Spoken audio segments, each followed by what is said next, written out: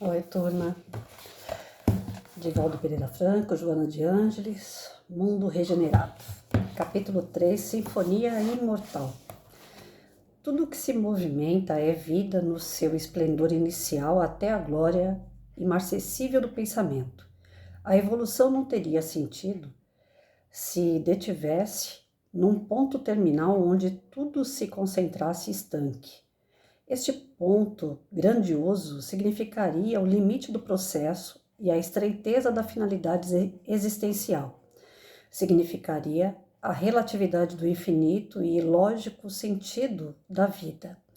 Sem cessar, tudo se move e se aperfeiçoa, desde a primeira bactéria até as galáxias, e um considerável painel de ocorrências constitui a paisagem atraente e fascinante para o infindável processo criador do universo. Desde priscas eras, a preocupação pela relativa imortalidade inspirou o ser humano a escrever ou cantar a respeito da criação e da morte. Os hinos do bardo Gilgamesh, compilados no século VII a.C. e publicados por Assurbanipal, nossa, cada nome, gente, já nos dão ideia das preocupações em geral sobre a vida e o seu cessar. Foi a morte, no processo da evolução antropomórfica, que mereceu os primeiros ritos numa forma de respeito e do temor à cessação dos movimentos e ações dos seres humanos. Teologias esdrúxulas e compatíveis com os níveis sociais e culturais dos povos procuraram demonstrar a indestrutibilidade da energia criadora, firmando terríveis conciliábulos. Cada nome, conciliábulos, significa conspiração, trama, com as forças cósmicas incompreendidas, mas que se manifestavam sem cessar. Variaram as apresentações post-mortem, envoltas em temerosas fantasias, heranças das lendas e memórias trágicas das gerações transatas. Transato significa que já passou, passado. Dividiu-se o mundo em material e espiritual num combate injusto para que um predominasse sobre o outro. Eu vi isso ontem no Livro dos Espíritos.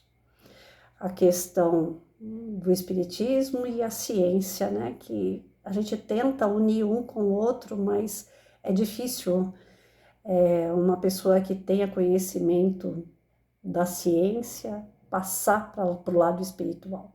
Né, entender o lado espiritual, porque ele só é materialista, ele só está olhando a matéria. Então, essa questão do dividir material e espiritual, ela já é histórica, né? Lá atrás. Era inevitável que aquele constituído pelas impressões tácteis dominasse o outro, de natureza sutil e vaporosa, que abria espaço à imaginação para melhor atender o existir. O sofrimento de toda espécie veio desempenhando significativo papel para a compreensão, sendo geradas oposições que predominavam sobre o primitivismo. Foi Jesus quem demonstrou a realidade de apenas um mundo, qual ocorre na matéria com os estados sólido, líquido e gasoso, formando a unidade. A energia, quando condensada, forma o denominado mundo material, enquanto desarticulada proporciona o surgimento do chamado espiritual ou ideal, conforme denomina o filósofo Platão. Aí eu também vi isso daqui, acho que foi no Evangelho ou no Livro dos Espíritos. Não vou me recordar agora, porque eu estudo os dois ao mesmo tempo, aonde já dizia que Sócrates já falava da vida após a morte, da reencarnação. Né? Platão deu continuidade a Sócrates, quer dizer, não é uma coisa de hoje, né? Não é uma literatura moderna. Este é o original, real e constituído de toda a força criadora para a fatalidade que lhe está destinada. A princípio, essa energia expande a sensação primordial que se transforma no instinto para depois liberar a inteligência e a emoção, adormecidas no seu campo vibratório. A partir desse momento surgem impressões e percepções mais delicadas de outras manifestações, que transcendem em formas e aparências num estágio além da manifestação visível, mas tão vibrante quanto se pode imaginar. Observem-se as fontes de energia em toda parte que somente são captadas mediante sutis e delicados instrumentos de registro e de transformação. Entre as suas infinitas variedades, o pensamento cósmico expressa-se a individualiza. Entre as infinitas variedades, o pensamento cósmico expressa-se e individualiza-se, passando a apresentar-se em formas compatíveis com as circunstâncias do processo em que estagia. Nesse instante, as leis dos renascimentos escrevem-lhes nas sombrias intimidades das estruturas perispirituais os recursos geradores de conquistas novas e reparadores de equívocos, dando início ao mecanismo de integração do projeto divino da vida humana racional. Eu vou ter que ler isso aqui umas 200 vezes para eu entender direito. É sério. O Espiritismo, confirmando a indestrutibilidade da vida, apresentou a realidade desse mundo de causas no manancial dos efeitos orgânicos na mediunidade. Aquilo que denominamos morte ficou demonstrado ser vida em modulação superior e vibrante. Nascem aí as energias e se harmonizam em criaturas. E a Terra torna-se o campo experimental da finalidade última, a perfeição. Aí vem um comentário, alguns comentários, creio eu, que ele pulou aqui um pouco o texto. Não te revoltes ante a morte do ser querido ou expectativa da tua própria desencarnação. Envolverás a comunhão com os seres desencarnados pelo pensamento, pelas emoções, por diversos meios materiais, porque o amor é a força de eternidade que rege o viver. Se desencarnaram os seres, deixando-te em solidão, ama-os e age como se estivessem ao seu lado, laborando em seu favor, e tornarás a viver com eles em banquetes abençoados quando também partires. Acredito muito nisso. Se por acaso anelas realizar a viagem no além-túmulo, tem paciência e trabalha pela sua edificação interior, a fim de que possas despertar além da morte em condições felizes, liberado dos impositivos da matéria e das suas injunções. Tudo que existe depende de um plano elaborado pela divindade que prossegue cuidando do universo. Lembra-te, porém, que nada existe que não se encontre sob legislação especial e imortal, num progredir incessante e abençoado. Jesus veio ensinar-nos exatamente como é transitório o mundo físico e como nos devemos preparar para aquele de natureza atemporal. Jesus retornou aos seus e aos outros a fim de coroar com a verdade suas palavras antes enunciadas. Também os seres humanos, afetos e desafetos, retornam conforme eram e viveram. Não o duvides. Ora em silêncio e suplica a Deus que os abençoe, que os auxilie a fazerem-se sentidos pela tua ternura. Eles voltarão e atenderão a tua saudade, atenuando e preparando o futuro reencontro para sempre. Gente, a leitura é enorme e tem partes que é difícil de entender, né? Tem essa parte aqui que eu realmente não entendi. Nesse instante, as leis dos renascimentos escrevem-lhes nas sombrias intimidades das estruturas perispirituais os recursos geradores de conquistas novas e reparadoras de equívocos, dando início ao mecanismo de integração do projeto divino da vida humana. Tá, agora eu entendi. Vem cá. Aqui hoje, quando chega nessa parte assim, ciência, espiritismo, eu já começo a tremer, porque, que nem eu falei, eu sou péssima para isso. Me fala sobre moral, sobre princípio, mas ficar falando sobre ciência, sobre corpo físico e a parte do perispírito, eu já enrolo meio de campo, mas vamos lá. Vou tentar colocar aquilo que eu entendi. Se eu estiver enganada, vocês coloquem a opinião de vocês aí.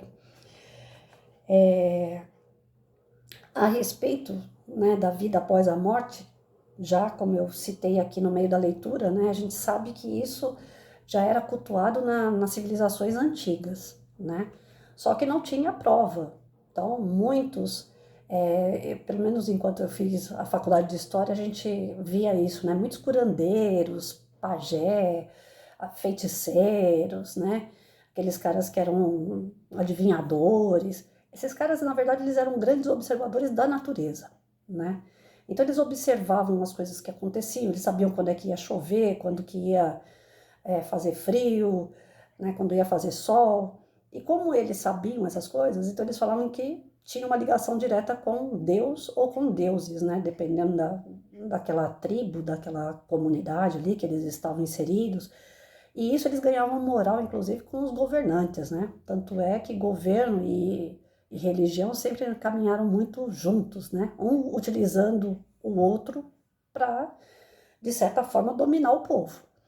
Então, aqueles que observam a natureza, que observam os fenômenos, que observam os sentimentos, as sensações, né? Agora mesmo estava conversando com o meu ex e ele falou assim: ontem eu fiz a leitura do livro e eu senti como se estivesse do meu lado aqui. Não é uma questão de cantada, foi real, porque eu também estava fazendo a leitura no mesmo momento e senti como se ele estivesse ali.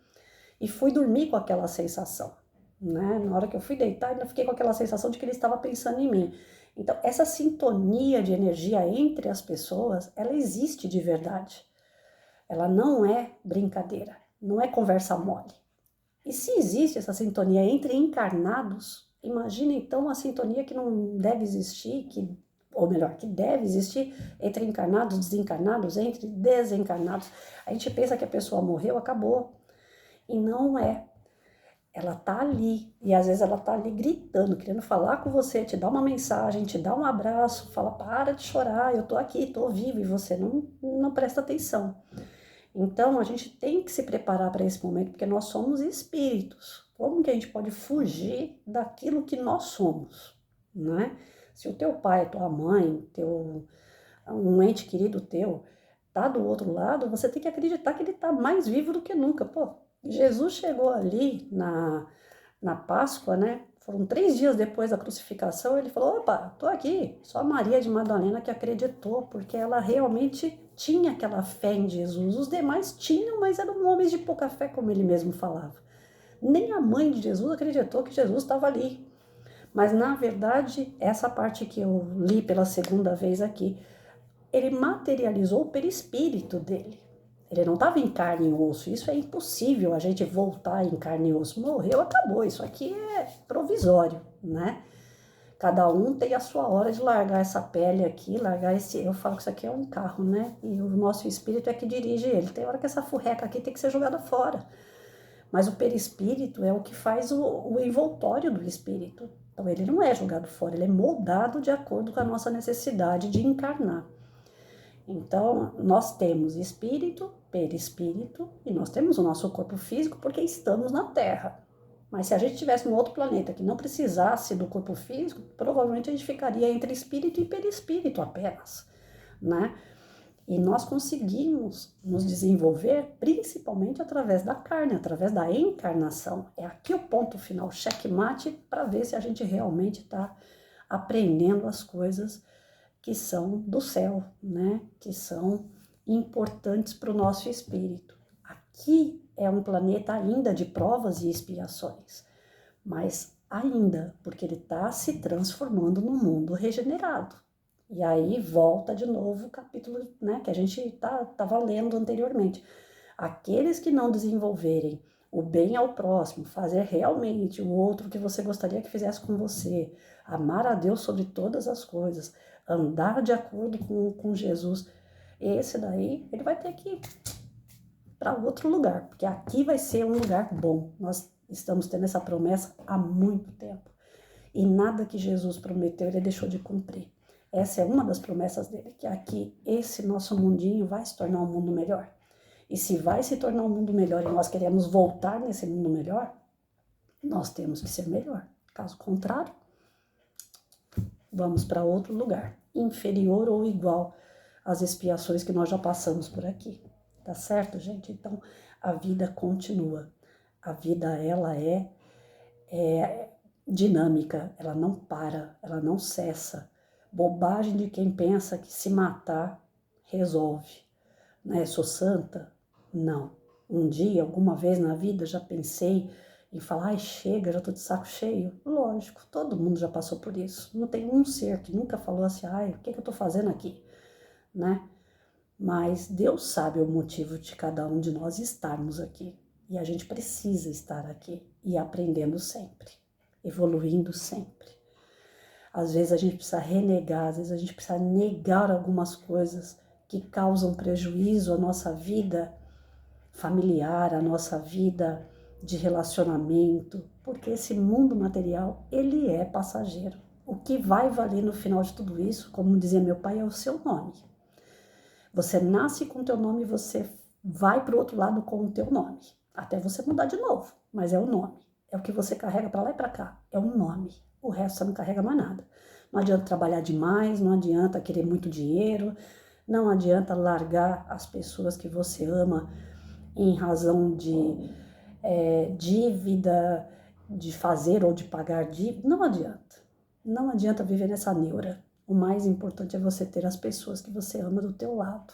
Faça de tudo pela pessoa que você ama.